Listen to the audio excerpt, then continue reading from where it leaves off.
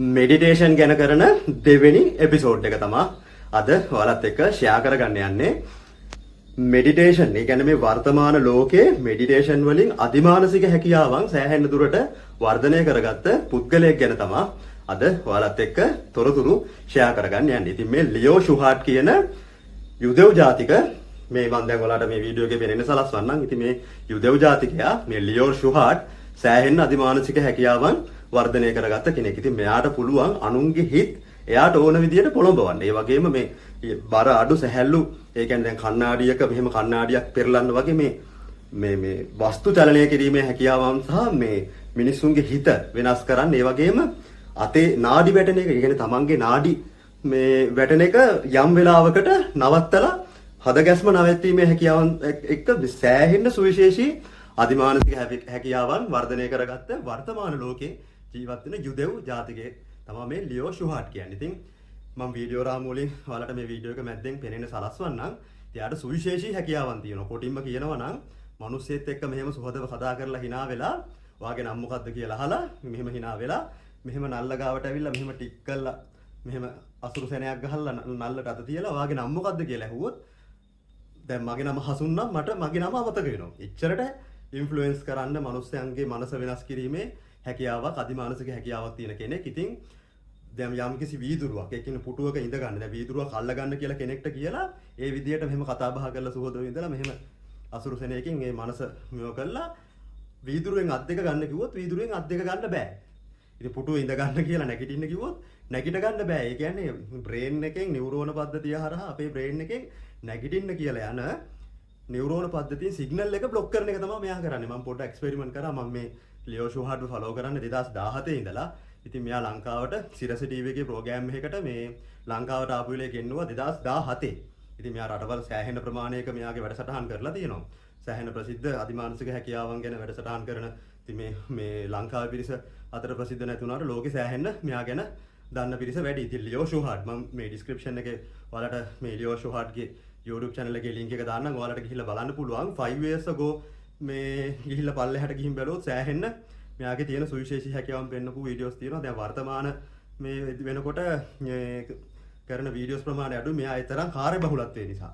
ඉතින් මේ YouTube channel එකේ ප්ලේ කරන දැන් 1 month ago වීඩියෝ එකක් පළ වෙලා තිබ්බා. නමුත් දැන් අධික කාර්යබහුලත්වයත් එක්ක මේ YouTube channel එකේ වීඩියෝස් දානවා අඩුයි. ඉතින් මෙයා අධිමානසික හැකියාවන් ප්‍රැක්ටිකලි, ඒ කියන්නේ දැන් හිතන්නකො මෙහෙම දැන් කෙනෙක්ට හිතෙන්න පුළුවන් එයා කෙනෙක්ගේ මනසේ තියෙන දේ කලින් තියා මේ හිත බලලා කියනවා කියලා. නමුත් මෙයා කරන්නේ මෙයාට අවශ්‍ය දේ එයාගේ හිතේ සකස් කරන එක. ඒ කියන්නේ කතා බහක් ඇති කරලා ඉන්ෆ්ලුවෙන්ස් කරලා එයාට ඕන දේ හිතන්නකො. දැන් සිරස ටීවී ප්‍රෝග්‍රෑම් එකට ආපු වෙලේ එක ඒ හිටපු ස්ටාෆ් එකේ හිටපු මේ මිස් කෙනෙක්ට චිත්‍රයක් අඳින්න කියනවා. ඉතින් ඒ චිත්‍රේ එයා කලින් කොලයක අඳිනවා.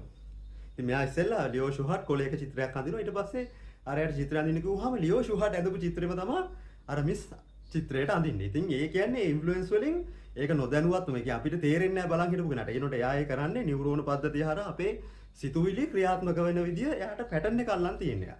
ඒ පැටර්න් එක හරහා එයා මනසට ඒක පොළඹවනවා. අපි නොදැනුවත්වම අපේ මනස කන්ට්‍රෝල් කරනවා. ඉතින් මේ අධිමානසික මෝහන හැකියාවන් පරතරයට පුරුදු කරපු දැන් අපේ බුදුදහම ඇතුළත නම් මේ දේවල් එච්චර දේවල් නෙමෙයි. ඊට වඩා දේවල් කසින භාවනා දිනු කරපු අයට පංචාභිඥා අෂ්ට සමාපatti සහිත පංචාභිඥා බුදුවෙට මේවා නිකන් පොඩි සරල දේවල්. මං ඉතින් මේ වර්තමාන ලෝකේ මේ තියෙන හැලහැප්පින් එක මේ කෙලෙස් බහුල කාලයක ඉතින් මේ ලෝකයේ තියෙන මේ සුවිශේෂී හැකියාවන් අවබෝධ මේ කියන්නේ ළඟා කරගත්ත කෙනෙක් නිසා තමයි මේ වීඩියෝ එකෙන් මෙයා ගැන මම ඔයගොල්ලොත් එක්ක ෂෙයා කරගන්න හිතුවේ. මොකද මමත් මෙයාව 2017 ඉඳන් මෙයාගේ මේ හැකියාවන් සමහර දේවල් එක්ස්පෙරිමන්ට් කරලා මාත් අධ්‍යයනය කරලා තියෙනවා. ඒ අධ්‍යයනය කරගෙන යද්දි තමයි මට මෙයාගේ පැටර්න් එක අහුනේ. මෙයා කරන්නේ අපේ බ්‍රේන් එකෙන් දැන් හිතන්නකො දැන් ඉඳ ගන්න කියලා කෙනෙක්ට කියලා නැගිටින්න බැරි වෙන්නේ මොලෙන් පණිවිඩයක් යනවා. දැන් අපි නැගිටින්න නම් අපි නැගිටින්න කියලා හිතනකොට නියුරෝන පද්ධතියෙන් අපේ මේ පණිවිඩයක් එනවා. කියන්නේ නැගිටින්න කියන පණිවිඩය. ඒ නියුරෝන පද්ධතියෙන් එන සිග්නල් එක තමයි මෙයා බ්ලොක් කරන්නේ. ඒතර අපිට හිතා ගන්න බෑ මොකද්ද මේ වෙන්නේ කියලා. ස්ටක් වෙනවා. ඒ කියන්නේ අපේ මයින්ඩ් එක తాවකාලිකව ස්ටක් කරනවා මෙයාගේ සිතුවිලි හරහා.